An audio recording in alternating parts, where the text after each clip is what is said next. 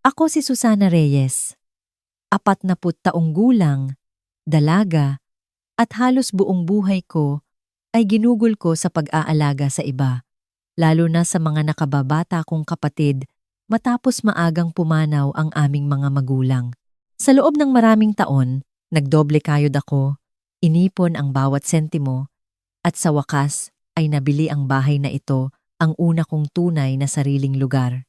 Ngayong gabi ay dapat sana'y isang pagdiriwang, ang housewarming party ko, isang pagkakataong makasama ang pamilya, magtawanan, kumain, at maramdaman na sa wakas ay normal na ang lahat, punong-puno ng ingay ang sala, musika, bulungan, tunog ng mga baso.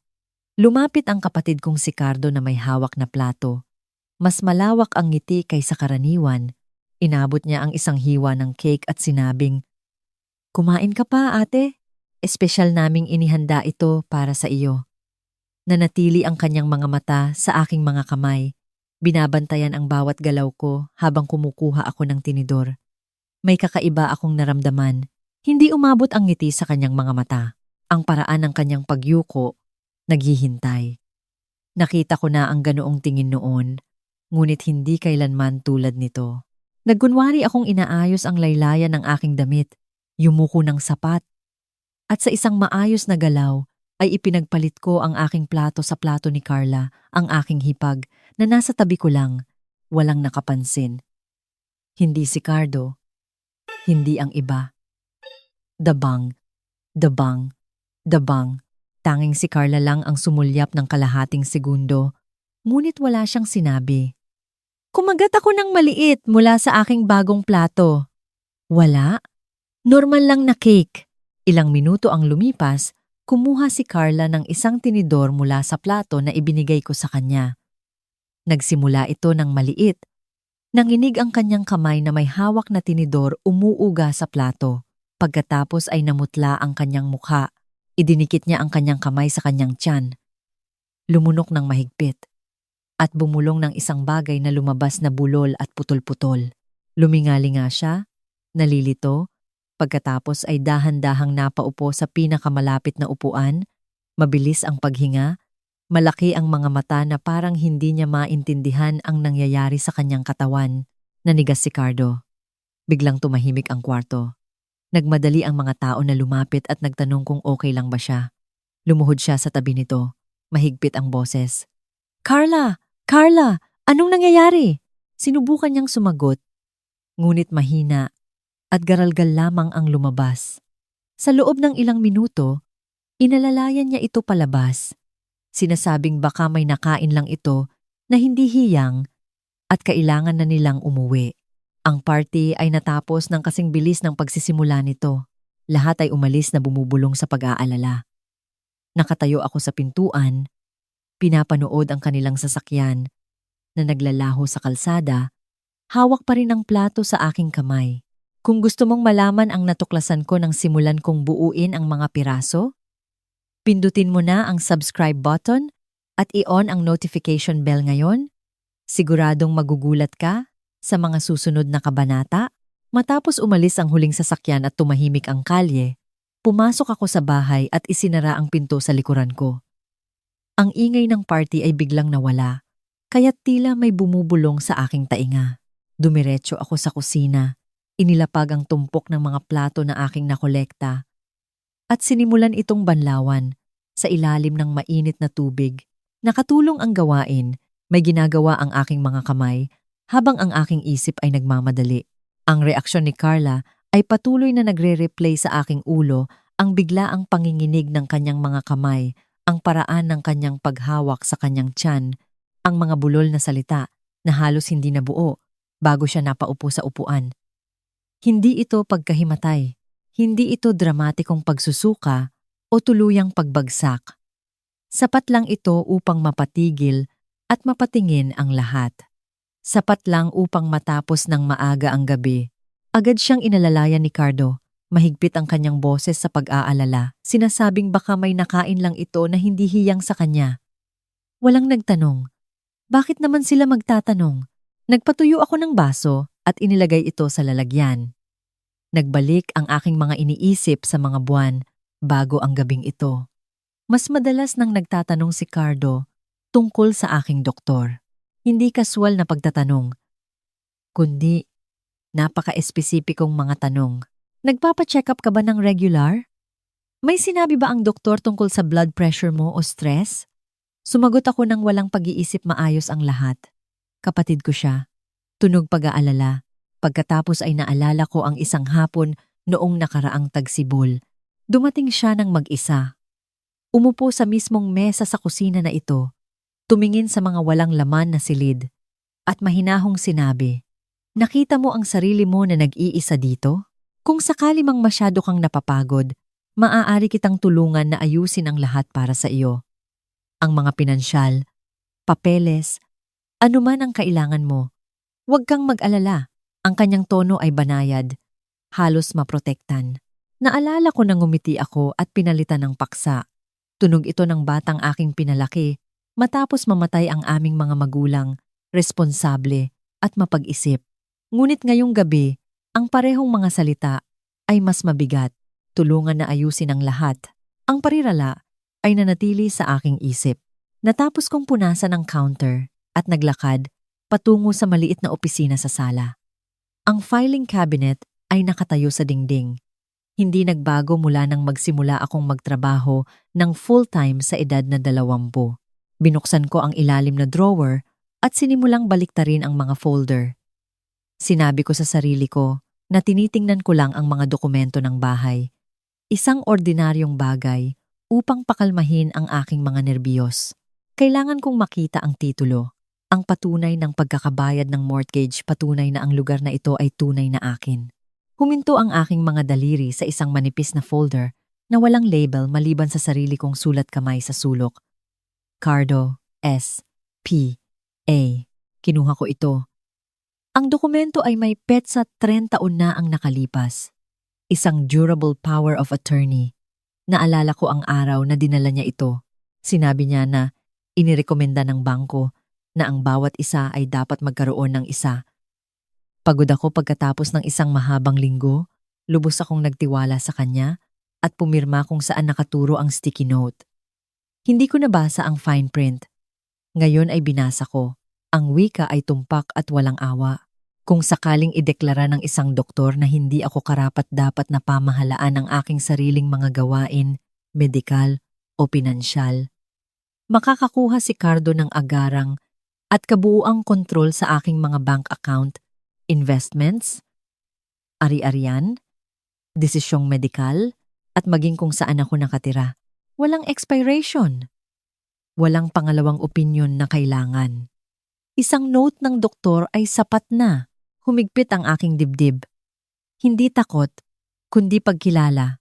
Inilagay ko ang folder sa desk at umupo. Tahimik ang buong bahay, maliban sa mahina na tiktok ng orasan sa dingding. Naalala ko muli ang nanginginig na mga kamay ni Carla. Ang mga mata ni Cardo na nakatingin sa aking plato. Kung gaano kabilis niya itong inapura. Hindi niya inaasahan na papalitan ko ang mga plato. Iyon ay malinaw. Tumayo ako at naglakad patungo sa bintana. Nakatingin sa madilim na kalye. Bukas, tatawagan ko si attorney Rick Santos, ang abogado na humawak sa pagbili ng aking bahay. Kailangan ko ng tunay na sagot, hindi hula. Sa unang pagkakataon mula nang bilhin ko ang bahay na ito, hindi na ito parang isang tahanan lamang. Pakiramdam ko ay isang bagay ito na kailangan kong protektahan.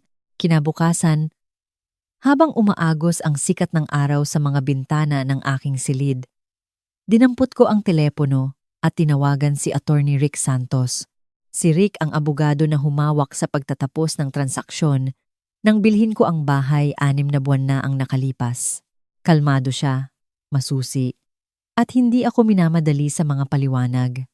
Nang sumagot siya, pinanatili kong matatag ang aking boses. Rick, si Susana Reyes ito. Kailangan kitang makita ngayon kung posible. May nakita akong bagay sa aking mga papeles kagabi. Hindi na siya nagtanong ng hindi kailangan. Dumating ka ng 10. Ilalaan ko ang oras para sa iyo. Maaga ako dumating. Amoy kape at bagong papel ang opisina. Sinalubong ako ni Rick sa pintuan. Maayos ang suklay ng kanyang pilak na buhok, nakapatong ng maayos ang kanyang salamin sa ilong. Iginiya niya ako sa conference room at isinara ang pinto. Inilagay ko ang Manila folder sa mesa. Ito ay isang power of attorney na pinapirmahan sa akin ni Cardo, 3 taon na ang nakalipas. Sinabi niya na ito ay standard lang kung sakaling ma-stress ako sa trabaho. Hindi ko binasa ng mabuti. Binuksan ni Rick ang folder at dahan-dahang sinuri ang mga pahina. Hindi nagbago ang kanyang ekspresyon, ngunit nakita ko ang bahagyang paghigpit sa paligid ng kanyang mga mata. Inayos niya ang kanyang salamin ng 2 beses. Ito ay isang durable general power of attorney. Sa wakas ay sinabi niya, ito ay nagbibigay kay Cardo ng agarang kontrol sa iyong mga pinansyal, ari-arian, medikal na desisyon. At maging kung saan ka nakatira, kung sakaling matukoy ng sinumang doktor na kulang ka sa kapasidad, walang safeguards, walang court approval na kailangan, walang second opinion, isang note ng doktor ay sapat na upang i-activate ito. Pakiramdam ko ay nawalan ng hangin ng silid. Pumirma ako dahil kapatid ko siya. Sinabi niya na para protektahan ako. Tumango si Rick.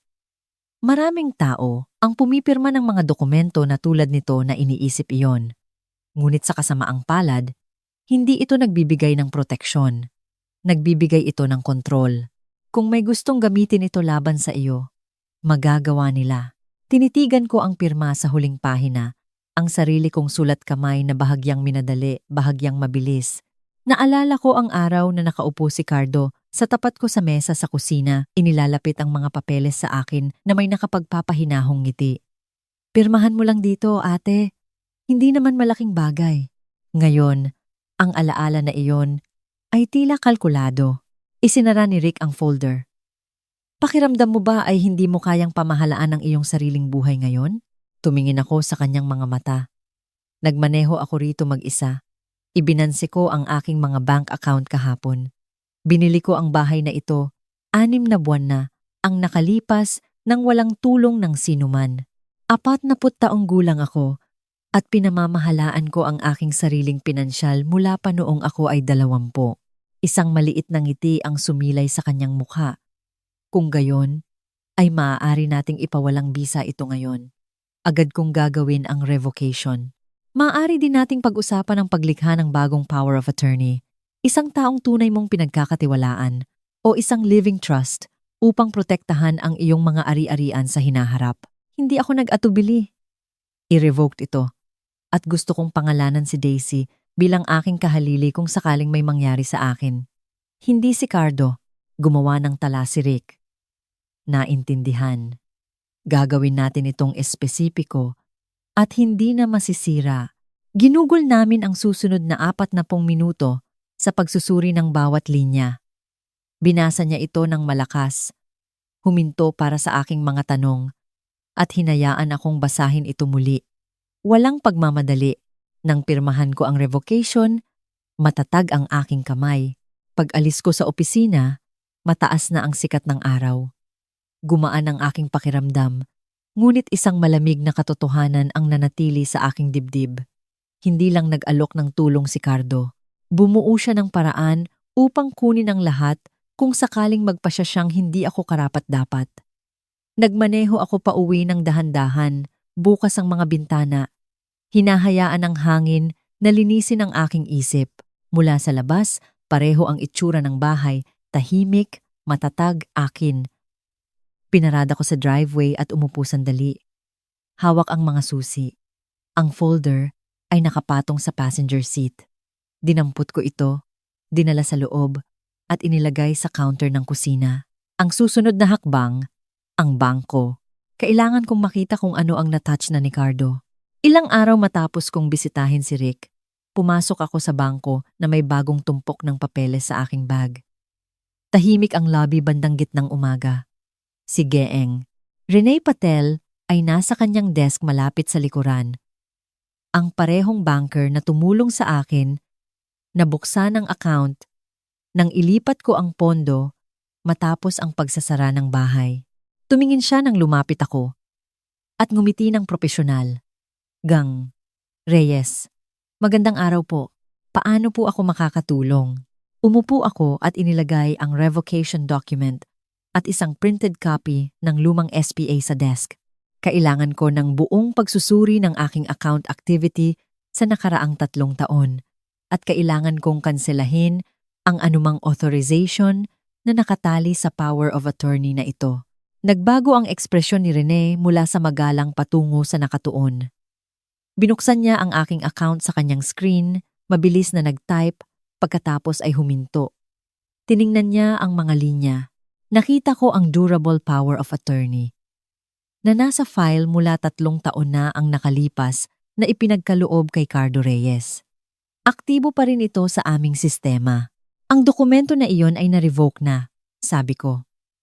Narito ang pirmahang revocation mula sa aking abogado. Agad na epektibo. Kinuha niya ang mga papeles, binasa ng maingat ang revocation. Ia-update ko ang system ngayon. Ngunit bago ko gawin iyon, hayaan ninyo akong i-pull ang history upang makita ninyo kung ano ang naproseso sa ilalim ng autoridad na iyon. Nag-click siya sa ilang screen. Pinanood ko ang kanyang mukha habang lumilipas ang mga numero at petsa. Pagkatapos ng 1 minuto, bahagya siyang sumandal mula nang ipagkaloob ang PA. May regular na buwanang auto-transfer sa isang external account sa pangalan ni Cardo Reyes. Nakakategorya bilang family support. Bahagyang nagbago ang halaga, ngunit average ito ng ilang libo bawat buwan. Humigpit ang aking panga. Ilang libo? Opo. At mayroon ding karagdagang one-time withdrawals. Ang ilan ay may label na emergency cash advances. Ang iba ay transfers for purchases, furniture store charges, credit card payments, transfers. Lahat ay autorisado sa ilalim ng P.A. signature. Naramdaman ko ang unti-unting pag-init sa aking dibdib. Hindi ko kailanman inaprubahan ang alinman sa mga iyon. Hindi ko nga alam na umiral ang mga iyon. Tumingin si Rene sa aking mga mata. Naproseso po ang mga iyon bilang balido sa ilalim ng power of attorney document na hawak namin. Tugma po ang pirma sa nakatala. Huminga ako ng dahan-dahan. Kanselahin ang bawat authorization na konektado kay Cardo Reyes. Wala nang auto-transfers. Wala nang pagbabago sa telepono o online. Personal na beripikasyon lamang nakasama ako. Tumango siya ng walang pag-aalinlangan. Magagawa ko po iyan agad. Ita-flag ko rin po ang account para sa enhanced security. Kailangan ng photo ID para sa anumang pagbabago sa hinaharap kahit may pagtatangka ng POA. At magge-generate ako ng buong statement printout para sa nakaraang 36 na buwan upang mayroon kayong dokumentasyon. Habang iniprint niya ang tumpok, tiningnan ko ang mga numero sa kanyang screen. Libu-libong piso. Pera na pinaghirapan ko sa loob ng mga dekada ng mahabang oras at maingat na pag-iipon. Pera na ginamit ko upang tulungan si Cardo noong kailangan niya pagpapaayos ng kotse. Down payment. Panandali ang utang na lagi niyang ipinapangakong babayaran. Hindi ko kailanman kinuwestiyon ang mga halaga dahil naniniwala ako na nagtutulungan ang pamilya. Ngayon ay nakita ko ang pattern. Ang tulong ay nagpunta sa isang direksyon lamang. Ibinigay ni Rene sa akin ang mga printed statements sa isang folder. Naka-update na po ang lahat. Walang sino man ang makaka-access o makakapagbago ng anuman nang walang direkta ninyong presensya at ID. Kung kailangan ninyong i-freeze ng tuluyan ng account, magagawa rin po namin iyan. Hindi pa, sabi ko. Ngunit salamat, Rene. Malaki ang tulong nito sa akin. Binigyan niya ako ng maliit at mapagkaintindihang tango. Nakita ko na po ang mga ganitong sitwasyon. Mabuti na naagapan ninyo. Umalis ako sa bangko na may folder sa ilalim ng aking braso. Maliwanag ang araw sa labas, ngunit ang malamig na linaw sa loob ko ay hindi nawala. Hindi lang naghanda ng safety net si Cardo para sa akin. Bumuo siya ng tulay patungo sa buong ipon ko sa buhay. Pumasok ako sa aking kotse at umupo sandali. Hawak ang mga susi. Ang susunod na tawag ay kay Daisy. Kailangan niyang malaman ang nangyayari at kailangan kong malaman kung may nakita o narinig pa siyang iba.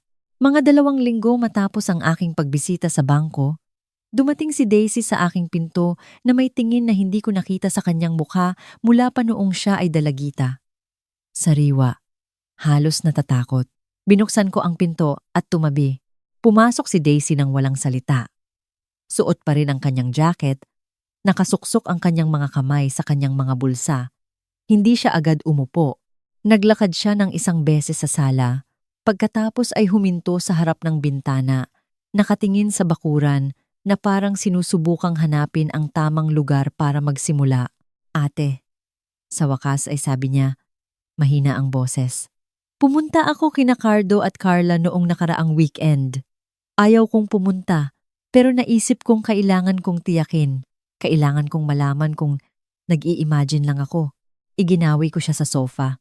Umupo si Daisy sa pinakadulo. Magkadikit ang kanyang mga tuhod. Hawak na ang kanyang telepono. May dala ako, sabi niya. Hindi ko naman gustong i-record, pero nang marinig ko silang nag-uusap sa kusina, hindi ko lang basta maiwan. In-unlock niya ang screen at ibinigay sa akin ang telepono. Panoorin mo kapag handa ka na. Pero ate, patawad, kailangan ko itong ipakita sa iyo. Kinuha ko ang telepono. Ang aking hinlalaki ay nakalutang sa play button. Sa isang sandali, halos ibalik ko ito. Ayaw malaman ng isang bahagi ko. Alam na ng isa pang bahagi ko. Pinindot ko ang play. Ang video ay nagsimulang nanginginig. Malamang ay isinandal ni Daisy ang telepono sa isang vase o kung ano paman sa pasilyo. Bahagyang nakabukas ang pinto ng kusina. Sumasabog ang liwanag. Nakatalikod si Cardo sa kamera. Nakarolyo ang mga manggas. Nakasandal sa counter. Nakaharap sa kanya si Carla. Nakakrus ang mga braso. Mahigpit ang boses. Cardo! Ipinagpalit niya ang mga plato. Si Carla ang nakakuha ng dosis sa halip. Kaya siya nagkasakit doon sa party. Carla, hindi pa rin ako maayos. Pero hindi naman dapat ako. Ang dosis ay sadyang para lang mapakita na siya'y hindi matino. Sapat lang para maipasok ang DSWD. Isang masamang gabi, isang note ng doktor at magsisimula ang power of attorney. Cardo, napakalapit na tayo, pero ngayon ay nagsisimula na siyang magtanong. Kung dumating ang DSWD ngayon, makikita nilang maayos siya. Kailangan natin ng ibang paraan. Isang mas mabagal. Hindi siya maaaring manatiling mag-isa habang buhay. Carla? Mas pinagkakatiwalaan niya si Daisy kaysa sa atin. Baka maaari nating gamitin iyon. Kumbinsihin si Daisy na pumirma ng bagong kasulatan. Cardo, masyadong tapat si Daisy. Kailangan nating maging maingat. Pero hindi tayo titigil. Ang bahay, ang ipon, sa atin iyon. Nakuha na niya ang kanyang parte. Nawala ang audio. Nang lumapit ang mga yabag. Nagtapos ang video. Tiningnan ko ang frozen frame ang mukha ni Cardo na nahuli sa gitna ng pangungusap. Ang ekspresyon ni Carla, malamig at walang pasensya. Nanginginig ng husto ang aking mga kamay kaya't bahagyang nadulas ang telepono. Inilapag ko ito sa coffee table na parang nasusunog. Maingat akong pinanood ni Daisy. Ate, hindi ko alam kung ano ang sasabihin. Alam ko lang na hindi ko sila kayang hayaan na gawin ito sa iyo. Tumingin ako sa kanya, mahigpit ang lalamunan. Bakit mo ito ni-record? Dahil matagal ko na silang pinapanood. Daisy, sabi ni Daisy. Pagkatapos ng party, nang magkasakit agad si Carla, sinimulan kong mapansin ang mga bagay-bagay. Si Cardo na nagtatanong tungkol sa iyong mga appointment sa doktor. Si Carla na pinag-uusapan ang bahay na parang kanila na ito. Paulit-ulit kong sinasabi sa sarili ko na nagiging paranoid lang ako. Pero sa kaibuturan ng puso ko, alam kong may mali. Lumunok siya. Naaalala mo ba noong maliit pa ako? Nagtatrabaho ka ng 2 trabaho para bilhan ako ng mga libro at damit para makapagkolehiyo ako nang hindi nag-aalala tungkol sa pera. Natulog ka sa sofa para may silid ako. Hindi ka kailanman humingi ng anuman sa akin. Gusto mo lang na magkaroon ako ng mas magandang buhay kaysa sa iyo. Napaos ang kanyang boses. Iba si Cardo. Palagi niyang iniisip na may utang ka sa kanya dahil ikaw ang nakatatandang kapatid, dahil mas marami ka. Ngunit hindi ko ito nakikita sa ganoong paraan. Nakikita ko kung paano mo isinakripisyo ang iyong kabataan. Hindi ko kayang tumayo at panoorin siyang kunin ang lahat ng pinaghirapan mong itayo. Ipinikit ko ang aking mga mata. Nagmamadaling pumasok ang mga alaala. Si Daisy noong 10, yumakap sa akin pagkatapos ng isang mahabang shift. Sinasabing, ikaw ang pinakamabait na tao na kilala ko. Si Cardo noong 15 na humihingi ng pera para sa bagong bisikleta. Nangangakong babayaran ito balang araw. Pinaniwalaan ko sila. Ngayon, wala na ang paniniwalang iyon. Idinilat ko ang aking mga mata. Salamat, Daisy, sa hindi pagtalikod. Sa pagpili na tumayo sa tabi ko, inabot niya ang kanyang kamay at mahigpit itong hinawakan. Hindi ako pumili. Ginawa ko lang ang tama. Ikaw ang tunay kong pamilya. Hindi sina Cardo at Carla. Pinisil ko pabalik ang kanyang kamay. Nawala ang panginginig. Napalitan ng isang mas matalas na determinasyon. Ipapadala ko ang video na ito kay Rick, sabi ko. Alam niya kung ano ang gagawin at poprotektahan din kita. Ang bahay na ito, ang ipon karapat-dapat kang malaman. Magiging ligtas sila sa isang taong talagang nagpapahalaga sa kanila. Tumango si Daisy. May luha sa kanyang mga mata, ngunit walang pag-aalinlangan sa kanyang boses. Wala akong kailangan. Kailangan ko lang na maging ligtas ka. Umupo kami ng tahimik sandali. Ang telepono ay nakapatong sa pagitan namin na parang isang kargadong sandata, tahimik, ngunit handa. Sa unang pagkakataon mula ng housewarming party, hindi ko naramdaman na nag-iisa ako sa labang ito. Mayroon akong ebidensya, mayroon akong Daisy, at mayroon akong katotohanan tungkol sa kung sino talaga ang aking pamilya. Isang huling hapon ng weekend. Nakita ko ang kotse ni Cardo na huminto sa harap ng aking bahay. Pinanood ko mula sa bintana ng sala habang nakaparada siya ng baluktot. Ang makina ay umaandar pa ng ilang segundo bago namatay. Si Carla ang unang lumabas. Isinara ang pinto ng pasahero ng mas malakas kaysa kinakailangan. Sumunod si Cardo, lumingalinga na parang may inaasahang nanonood. Naglakad sila ng magkasama sa landas. Ang kanilang mga mukha ay pilit na kalmado, habang ang kanilang mga balikat ay nanatiling matigas sa layunin. 2 beses tumunog ang doorbell, matalim at walang pasensya. Naghintay ako ng ilang segundo. Pagkatapos ay binuksan ko ang pinto ng sapat lamang upang makatayo sa pintuan. Hindi ako tumabi. Hindi ako ngumiti. Si Cardo ang unang nagsalita. Masyadong makinis ang kanyang boses. Ate, dumaan lang kami. Naisip naming dumaan at kamustahin ka.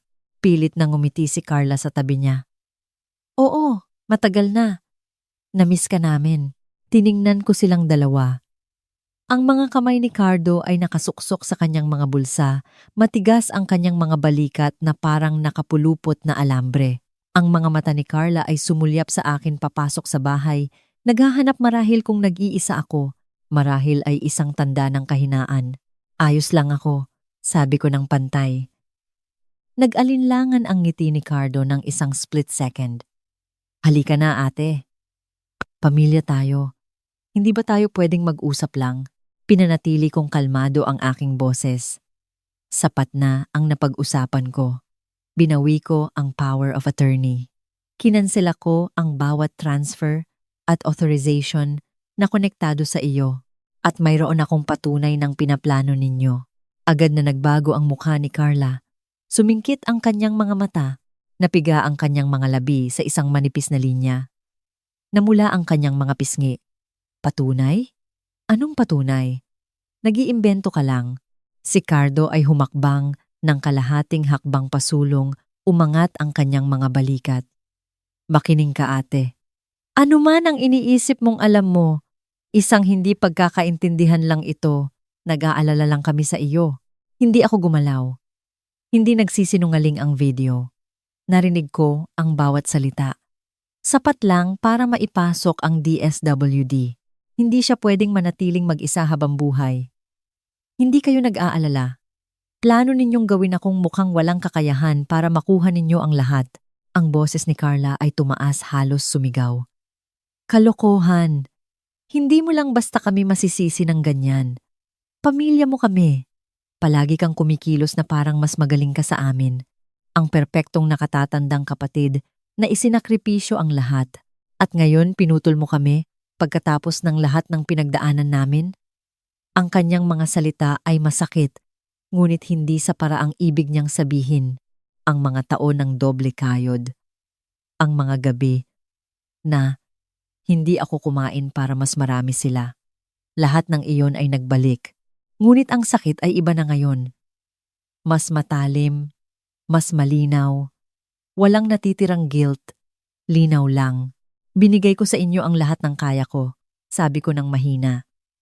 At ginamit ninyo ito upang bumuo ng bitag. Magtatapos iyon ngayon. Humigpit ang panga ni Cardo ng husto kaya't nakita ko ang pagtalo ng kalamnan. Sumulyap siya kay Carla. Pagkatapos ay muli sa akin. Mahina ang boses at may banta. Paranoid ka. Akala mo ba kaya mo lang kaming i-lock out? Lalabanan namin ito. Sasabihin namin sa lahat na nawawala ka na. Walang maniniwala sa isang malungkot na babae kaysa sa kanyang sariling kapatid. Lumapit si Carla. Namula ang kanyang mukha. Dinuduro ang hangin. Wala kang ideya sa sinimulan mo. Sisiguraduhin naming malalaman ng lahat kung gaano ka kawalang utang na loob, kung paano mo iniwan ang iyong pamilya nang kailangan ka namin. Tiningnan ko sila sa mata nang walang pag-alinlangan. Ang galit na nagbubuhos mula sa kanila ay halos pisikal, ngunit hindi na ito umabot sa akin. Nagbukas si Carla ng bibig upang sumigaw pa ng iba. Baluktot ang kanyang mukha sa galit. Ngunit hinawakan ni Cardo ang kanyang braso at hinila siya pabalik. Halika na. Bulong niya sa pagitan ng mga nakakuyom na ngipin. Hindi siya nakikinig. Lumingon sila at naglakad sa landas. Lumingon si Carla ng isang beses. Ang kanyang mga mata ay nagniningas sa galit at isang bagay na halos takot. Ang kanyang mga balikat ay matigas. Ang kanyang mga hakbang ay mabigat sa isang pagkatalo na ayaw niyang ipakita. Dahan-dahan kong isinara ang pinto. Ang tunog ng lock ay tunog na pangwakas, malinis, at sadyang ginawa. Nakatayo ako sa pasilyo, nakikinig habang umaandar ang kanilang sasakyan at lumayo. Mabilis ang tibok ng aking puso, ngunit nanatiling matatag ang aking paghinga. Walang luha, walang panginginig, kalmadong katiyakan lang. Nasabi ko na ang dapat sabihin. Isinara ko na ang pinto sa kanila. Literal at ganap sa unang pagkakataon sa loob ng maraming taon, naramdaman kong ligtas muli ang bahay. Pagkatapos kong putulin ang lahat ng ugnayan ni Cardo sa aking mga account, isang babae na hindi ko kilala ang kumatok sa aking pinto. Martes ng hapon noon. Tahimik ang bahay, maliban sa mahinang ugong ng refrigerator. Tiningnan ko sa peephole at nakita ang isang babae sa edad 30s. Madilim na blazer, clipboard sa kamay, lanyard na may state badge. Propesyonal, kalmado, opisyal. Binuksan ko ang pinto. Maaari ko po bang matulungan kayo ng Susana Reyes? Ako po si Vicky Gomez. Mula sa kagawaran ng pangkalahatang kapakanan at pagpapaunlad, DSWD. Nakatanggap po kami ng report tungkol sa inyong kapakanan. Maaari po ba akong pumasok? Para sa isang mabilis na wellness check, tumabi ako. Siyempre, pumasok po kayo. Pumasok siya. Lumingalinga ng may magalang na pagka-neutral. Iginiya ko siya sa mesa ng kusina at inalok ng tsaa. Tinanggap niya ang chamomile. Plain, walang asukal. Nagbuhos ako ng 2 tasa at umupo sa tapat niya. Inilagay ni Vicky ang kanyang clipboard. Diretso po ako. Nagmula ang report sa isang miyembro ng pamilya. Nagtaas ito ng mga alalahanin tungkol sa self-neglect, posibleng pagkalito, hirap sa pamamahala ng pang-araw-araw na buhay, at hindi ligtas na kondisyon ng pamumuhay. Ang aking tungkulin ay suriin kung mayroong agarang panganib. At kung kinakailangan, ang mga serbisyo ng suporta. Tumango ako. Naiintindihan ko. Magtanong po kayo ng anuman ang kailangan. Nagsimula siya sa mga routine na tanong. Paano ko ginugugol ang aking mga araw? Kung umiinom ako ng anumang gamot, paano ko hinahawakan ang mga bill at appointment? Sino ang regular kong kausap?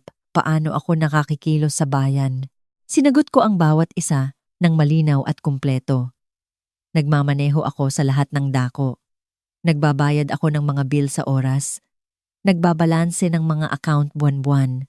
Nagbo-volunteer ako sa aklatan 2 beses sa isang linggo. Nagluluto ako, naglilinis, pinamamahalaan ang lahat ng sarili ko. Walang nawawalang pagkain, walang pagkalito, walang paghihiwalay. Kumuha ng mga tala si Vicky nang hindi nakakaabala. Pagkatapos ng mga 20 minuto, bahagya siyang sumandal. Ang lahat ng inilarawan ninyo ay umaayon sa isang taong lubos na malaya at may kakayahan, ngunit detalyado ang ulat. Nabanggit nila ang kahinaan sa pananalapi at posibleng paghina ng pag-iisip. Kinuha ko ang folder na inihanda ko sa counter. Noong nakaraang araw, inasahan ko ito.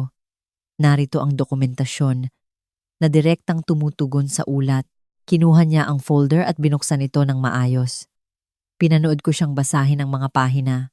Una, ang notarized revocation ng power of attorney na pinirmahan at may petsa ilang araw lang ang nakalipas. Pagkatapos, ang mga bank statement na nagpapakita ng 3 taon ng hindi autorisadong buwan ng auto-transfers at one-time withdrawals sa ilalim ng autoridad ni Cardo. Sa wakas, ang USB drive na may label na pag-uusap. Isinaksak ni Vicky ang USB sa kanyang tablet. Nagsuot siya ng earbuds, pinindot ang play, at tahimik na pinanood ang maikling clip. Nanatiling propesyonal ang kanyang ekspresyon, ngunit nakita kong bahagyang umangat ang kanyang kilay sa gitna. Nang matapos ang video, inalis niya ang earbuds at tumingin sa akin. Ito ay mahalagang ebidensya, sabi niya ng mahina, pagsasamantala sa pananalapi sa loob ng mahabang panahon. At isang malinaw na plano upang pahinain ang inyong kakayahan, upang matrigger ang legal na kontrol. Ang timing ng ulat sa amin kaagad pagkatapos ninyong bawiin ang access ay nagpapahiwatig ng paghihiganti. Tumango ako ng 1 beses. Eksakto, isinara ni Vicky ang folder. Marami na akong nahawakang kaso na kinasasangkutan ng alitan ng pamilya sa mga ari-arian. Karamihan ay hindi kasama ang ganitong antas ng paghahanda. Ang inyong mga financial records ay detalyado. Ang inyong mga sagot ngayon ay pare-pareho at magkakaugnay. Walang indikasyon ng self-neglect, cognitive impairment, o hindi ligtas na kondisyon. Sa katunayan, sasabihin kong napakahusay ninyong nakayanan ng sitwasyon. Tumayo siya at inipon ang kanyang mga gamit. Isasara ko ang kasong ito bilang walang batayan. Idodokumento ko ang mga alalahanin sa pagsasamantala at ire-refer ang bagay sa nararapat na investigative unit. Kung makaranas kayo ng karagdagang pagtatangka ng pakikipag-ugnayan o karagdagang ulat, tawagan ako ng direkta. Narito ang aking direktang linya. Kinuha ko ang card. Salamat, Vicky. Pinahahalagahan ko ang inyong personal na pagdating. Huminto siya sa pinto. Para sa inyong kaalaman, nakita ko na ang mga kapatid na nasa hustong gulang na sumusubok na kumuha ng kontrol ng maraming beses. Bihira itong magtagumpay kapag ang pinupuntirya ay kasing organisado at matatag ninyo. Patuloy na protektahan ang inyong sarili, Gnang. Reyes, pinanood ko siyang maglakad patungo sa kanyang kotse at magmaneho palayo, bumalik sa normal na kalmado ang kalye. Bumalik ako sa kusina, kinuha ang folder, at inilagay muli sa counter. Ang USB ay nasa aking laptop pa rin. Inalis ko ito at inilagay kasama ang iba pang mga dokumento. Ang huling galaw ni Cardo, ang pagtawag sa isang autoridad upang pilitin ako, ay ganap na nabigo. Lalo lang nitong pinalakas ang aking posisyon. Gumawa ako ng bagong tasa ng tsaa at umupo sa mesa, nakatingin sa bakuran. Mas mababa na ang araw ngayon. Nagtatapon ng mahabang anino sa damuhan. Hindi na ako nakaramdam ng pangangaso. Nakaramdam ako ng seguridad. Lumipas ang panahon. At mas nalinawan ako sa lahat ng bagay kaysa dati. Ilang linggo matapos isara ni Vicky ang kaso, Bumalik ako sa opisina ni Rick Santos. Ang pagbawi sa power of attorney ay nagpapanatili ng seguridad ng aking mga account, ngunit gusto ko ng isang bagay na hindi masisira. Nag-set up si Rick ng isang revocable living trust para sa akin. Inilipat ko ang bahay, ang aking mga investment account, at ang karamihan ng aking ipon dito. Si Daisy ang pinangalan ng pangunahing benepisyaryo na may malinaw na probisyon upang sakupin ang mga buwis sa ari-arian, pagpapanatili at insurance para sa susunod na 25 taon. Nang sabihin ko kay Daisy sa hapunan, inilapag niya ang kanyang tinidor at tumingin sa akin ng matagal. "Ate, wala akong kailangan," mahina niyang sabi. "Gusto ko lang na magkaroon ka ng kapayapaan." Inabot ko ang kabilang dulo ng mesa at hinawakan ang kanyang kamay. Ngunit ang bahay na ito ay nagtataglay ng magagandang alaala. Ang mga ginawa natin noong bata ka pa. Noong binabasahan kita ng mga kwento, pagkatapos ng mahabang shift. Gusto kong manatili ito sa isang taong pinahahalagahan ito ng higit pa sa pera. Gusto kong maging iyo ito. Napuno ng luha ang mga mata ni Daisy, ngunit ngumiti siya. Ipinapangako ko, pananatilihin ko ito bilang isang tunay na alaala, hindi bilang isang ari-arian, kundi bilang lugar kung saan tayo minsan ay isang pamilya. Pinirmahan ko ang huling mga pahina noong sumunod na linggo. Binasa ni Rick ang bawat linya ng malakas at pagkatapos ay pinanood akong pumirma. Nang matuyo ang tinta, inilapit niya ang folder sa mesa. "Nagtayo ka ng kalasag sa iyong hinaharap," sabi niya. "Ilang tao ang gumagawa nito ng napakabusisi." Umalis ako sa kanyang opisina nang may gaan na hindi ko naramdaman sa loob ng maraming taon. Ang mga kahihinatnan para kay Cardo ay unti-unting lumabas at walang awa. Nang walang buwan ng transfers, bumagsak ang kanyang pananalapi. Ang bahay na tinirhan niya at ni Carla, na binili gamit ang aking ipon, ay may mortgage na hindi na niya kayang bayaran.